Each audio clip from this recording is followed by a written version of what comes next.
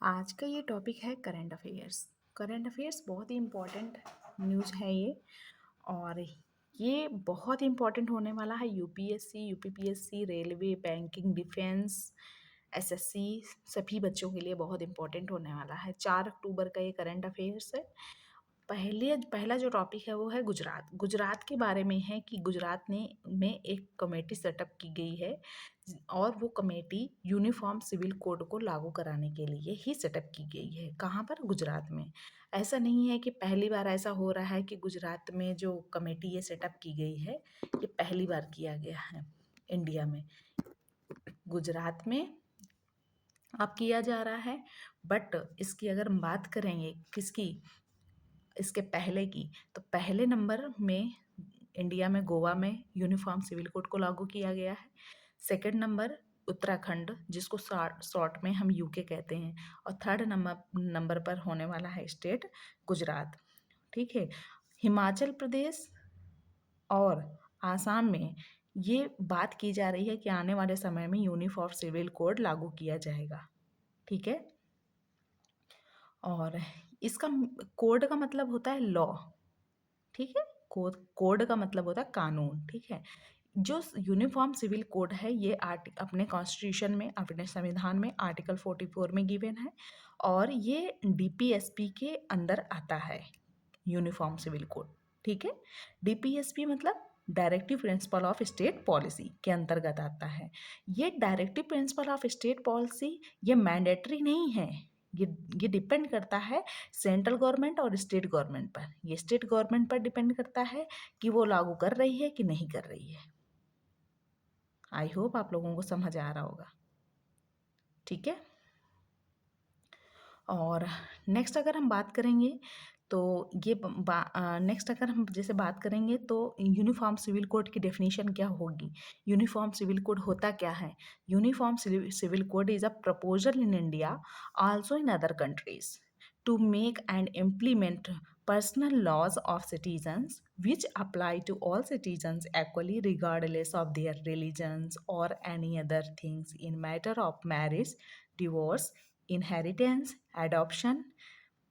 इन सारी चीज़ों को हैंडल करने के लिए यूनिफॉर्म सिविल कोड लागू किया जाता है। जैसे कि हम बात करेंगे हिंदू मैरिज एक्ट, हिंदू हिंदू की ड्रेस अलग, हिंदू के कानून अलग, और जो मुस्लिम हैं सभी रिलीजन्स के कानून अलग। तो इनको एक यूनिफॉर्म का मतलब क्या होता है? एक होता है उन सभी रिलीजन्स में एक लॉ बनाने के लिए, सभी रिलीजन्स का एक कानून बनाने के लिए, उसी को कहते हैं यूनिफॉर्म। सिविल का मतलब क्या होता है? सिटीजनशिप। यूनिफॉर्म का मतलब होता है वन, सिविल का मतलब होता है सिटीजनशिप, और कोड का मतलब होता है लॉ। ठीक है। मतलब एक कानून ऐसा होना चाहिए जो सभी सिटीजन्स के लिए लागू होना चाहिए, ये है इसका मतलब। ठीक है। हिंदू मैरिज एक्ट अपने इंडिया में कब आया था? 1955 में आया था। और ये जो हिंदू मैरिज एक्ट आया था, ये हिंदू, बुद्धिज़्म, जैन, सिख के लिए आया था। और अगर हम इसकी फाइनल डिसीजन जो होता है किसमें, यूनिफॉर्म सिविल कोड का, वो लॉ कमीशन के द्वारा दिया जाता है। इंडिया के लॉ कमीशन के द्वारा इसका फाइनल डिसीजन दिया जाता है। ऐसा नहीं है कि स्टेट ने डिक्लेयर कर दिया और यूनिफॉर्म सिविल कोड लागू हो गया, ऐसा नहीं है। सुप्रीम कोर्ट के द्वारा ये कहा गया है कि लॉ कमीशन के द्वारा इसका फाइनल डिसीजन लिया जाएगा। इसके जो हेड है सेकंड नंबर के, किरण रिजिजू जी हैं सॉरी, किसके? लॉ कमीशन के जो हेड हैं 22 नंबर के, वो किरण रिजिजू हैं। और आर्टिकल 315 में, 315 में, आर्टिकल 315 में गिवन है public service commission. Public service commission में कौन कौन आता है? दोनों आते हैं, स्टेट गवर्नमेंट और सेंट्रल गवर्नमेंट। आई होप आप लोगों को समझ आया होगा सारी चीज़ें। ठीक है। अब अगर नेक्स्ट बात करेंगे मच्चू रिवर। ये मच्चू रिवर कहाँ है? गुजरात की है। और इसी इसी मच्चू रिवर में मोरबी ब्रिज डूब गया है, इसलिए न्यूज़ में है। और ये जो मच्चू रिवर है, ये कोई गोदावरी नदी की कोई ये ट्रिब्यूटरी नहीं है, ये इंडिविजुअल रिवर है, नदी है। ठीक है। नेक्स्ट न्यूज है कि अभी हम जैसे बात करेंगे, हमने बात किया था यूनिफॉर्म सिविल कोड के लिए उत्तराखंड में जो लागू किया गया, उसके जो उस वहाँ जो कमेटी बनाई गई, उसके हेड कौन है? हेड कौन है? रंजना देसाई। जो उत्तराखंड में यूनिफॉर्म सिविल कोड के लिए जो कमेटी बनाई गई, उसके जो हेड हैं वो रंजना देसाई जी हैं। और डीपीएसपी पार्ट 4 में अपने कॉन्स्टिट्यूशन में गिवन है आर्टिकल 36 से लेकर 51 तक। और जो DPSP directive principle of state policy होते हैं, नीति निर्देशक के सिद्धांत, ये जो होते हैं ये नॉन जस्टिसेबल होते हैं। सिटीजनशिप एक्ट 1955 में आया था, अभी तक इसको 6 बार बदलाव इसमें हो चुका है। ठीक है।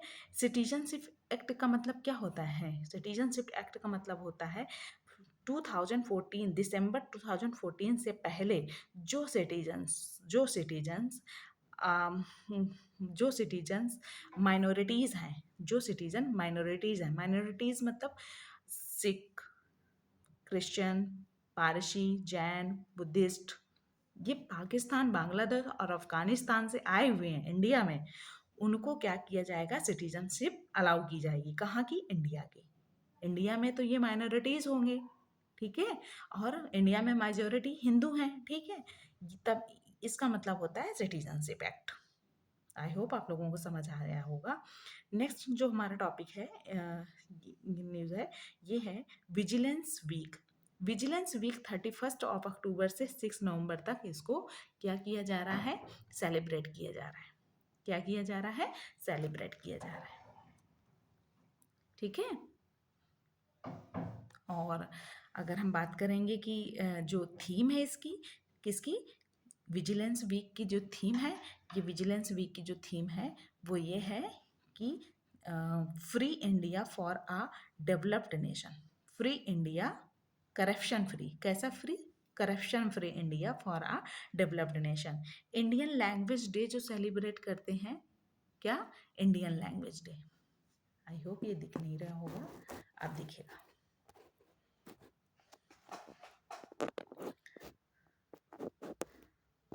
सो ये जो है इंडियन लैंग्वेज डे, ये हम सेलिब्रेट कब करते हैं? अच्छा, लैंग्वेज डे का मतलब क्या होता है? कभी आपने सोचा है लैंग्वेज डे की? ये बात क्या है, इंडियन लैंग्वेज डे क्यों सेलिब्रेट करते हैं? कि जैसे वर्ल्ड हिंदी डे होता है 10th ऑफ जनवरी को, नेशनल हिंदी डे होता है 14 सितंबर को, हिंदी जर्नलिज्म डे होता है 30 मई को, और हम जो इसका इंडियन लैंग्वेज डे का जो 12th समिट हुआ है वर्ल्ड का, वो हिंदी वर्ल्ड हिंदी कॉन्फ्रेंस का, वो फिजी में हुआ है, ठीक है, बाय यूजेसी। यूजेसी के द्वारा इसको क्या किया जाता है? इनॉग्रेट किया जाता है इंडियन लैंग्वेज डे को। कब सेलिब्रेट करते हैं और किसके द्वारा सेलिब्रेट किया जाता है? यूजीसी के। यूजीसी मतलब यूनिवर्सिटी ग्रैंड कमीशन। कब किया जाता है? 11 दिसंबर को। 11 दिसंबर को इंडियन लैंग्वेज डे सेलिब्रेट किया जाता है, और world Hindi day 10th of January को सेलिब्रेट किया जाता है, और 14th ऑफ जनवरी को नेशनल हिंदी डे सेलिब्रेट किया जाता है। किसके द्वारा किया जाता है इंडियन लैंग्वेज डे सेलिब्रेट? ये यूजीसी के द्वारा किया जाता है, यूनिवर्सिटी ग्रैंड कमीशन। कब किया जाता है? 11 दिसंबर को। आई होप समझ आया होगा। इसी में अभी ये कंप्लीट नहीं हुआ है, अभी इसका न्यूज़ है, ठीक है। तो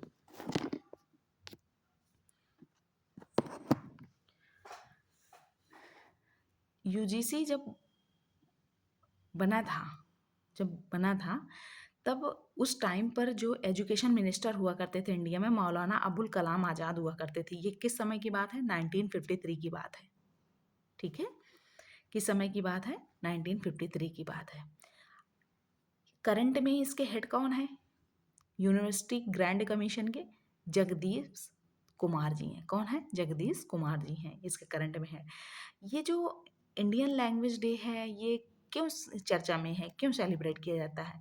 क्योंकि संगम लिटरेचर, जो संगम लिटरेचर है, ये संगम लिटरेचर तमिलनाडु की फेमस लिटरेचर है। और संगम लिटरेचर से रिलेटेड हैं एक पोएट जिनका एनिवर्सरी होता है 11th ऑफ दिसंबर को। उनका नाम है सुब्रमण्यम भारती। ठीक है, ये 11th ऑफ दिसंबर को सेलिब्रेट किया जाता है इन्हीं के एनिवर्सरी पर। इन्हीं की एनिवर्सरी होती है 11th ऑफ दिसंबर में, इसीलिए इंडियन लैंग्वेज डे इस दिन सेलिब्रेट किया जाता है। वीर बाल दिवस 26 ऑफ दिसंबर को सेलिब्रेट किया जाता है। Good governance day 25 of December को सेलिब्रेट किया जाता है। डॉल्फिन डे 5 अक्टूबर को पहली बार 2022 में सेलिब्रेट किया गया है।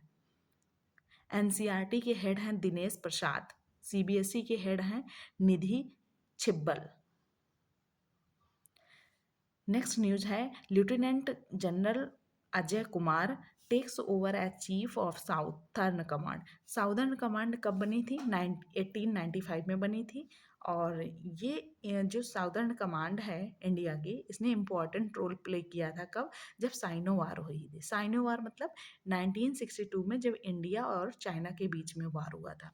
और इसने एक और इम्पॉर्टेंट रोल प्ले किया था कब? 1971 में, जब इंडिया और पाकिस्तान के बीच में वार हुआ था।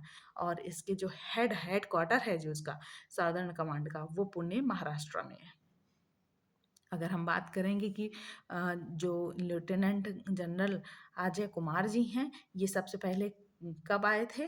तो ये सबसे पहले गोरखा राइफल्स में आए थे। गोरखा राइफल्स में कब आए थे? 1984 में। ठीक है। अगर हम बात करेंगे वेस्टर्न कमांड कब का हेडक्वार्टर कहाँ है, तो ये चंडीगढ़ में है। ध्यान से सुनना, इसमें बच्चों को बहुत कंफ्यूजन होता है, क्योंकि वेस्टर्न पूछ रहा है तो टिक मार के आ जाते हैं मुंबई, विशाखापट्टनम, ऐसे मार के आ जाते हैं, मार्क करके आ जाते हैं। मार्क करके आपको चंडीगढ़ ही आना है, ना कि विशाखापट्टनम, मुंबई, कर्नाटका, ये सब नहीं आना है, गलत करके चले आओगे। ठीक है। सेकंड सीडीएस जो है अपने इंडिया में, वो कौन है? अनिल चौहान जी हैं। फर्स्ट नंबर के बिपिन रावत जी थे, और सेकंड है अनिल चौहान जी हैं। नेक्स्ट है zone in the name of Bipin Rawat. Rawat ji के नाम पर एक जोन बनाया गया है अरुणाचल प्रदेश में, जिस उस जगह का नाम है किबूथू। की बीथू। ठीक है। जनरल ऑनर, ये एक जनरल की उपाधि दी गई है नेपाल के द्वारा। और ये किसको दिया गया है? आर्मी के जो चीफ है मनोज पांडे, इनको दिया गया है। ठीक है। ईस्टर्न कमांड जो है हमारी, ईस्टर्न कमांड ईस्टर्न कमांड के एक्सरसाइज जो कंडक्ट की गई है, ईस्टर्न कमांड के द्वारा एक्सरसाइज जो कंडक्ट की गई है, वो टाइगर ट्रायम्फ है। एक्सरसाइज कंडक्ट की गई है इंडिया और यूएसए के बीच में होती है, विशाखापट्टनम में कंडक्ट की गई है। ठीक है। इंडियन कोस्ट गार्ड, ये 1977 में इस्टेब्लिश किया गया था, और इसके लिए कंप्लीट एक्ट आया था 1978 में। इसके जो हेड हैं वीरेंद्र सिंह पठानिया हैं। किसके? इंडियन कोस्ट गार्ड के। नेवल के जो हेड हैं वो आर हरि जी हैं। एयरफोर्स के हेड हैं V R Chaudhari. Chief justice of India की बात करेंगे 49th नंबर के यू ललित जी थे। और 50th नंबर के, मतलब 50वें नंबर के, DY चंद्रचूड़ जी हैं। ठीक है। आई होप आप लोगों को ये सारी चीज़ें समझ आ रही होंगी। नॉर्थ इंडिया की अगर हम बात करेंगे, किसकी? नॉर्थ इंडिया की। नॉर्थ इंडिया में फर्स्ट डेटा सेंटर इस्टेब्लिश किया गया है। कहाँ? ग्रेटर नोएडा में। और ये जो हाइपर स्केल में बनाया जा रहा है, जिसका नाम है योटा D1। ठीक है। ये जापान की टेक्नोलॉजी की मदद से बनाया जा रहा है। इसके लिए जो कंपनी बनाई गई है, जो ग्रुप बनाया गया है, उसका नाम है हिरान दानी ग्रुप। ये कंपनी इसको बनाएगी। अगर हम बात करेंगे ग्रेटर नोएडा की, तो इसमें यहाँ पर फिल्म सिटी भी है, और इलेक्ट्रिसिटी पार्क भी है, वैक्स म्यूजियम भी है, बुद्धिस्ट सर्किट भी है, एंटी एयर पॉल्यूशन टावर भी है। कहाँ? ग्रेटर नोएडा में। Thank you. आज का यही टॉपिक है। नमस्कार।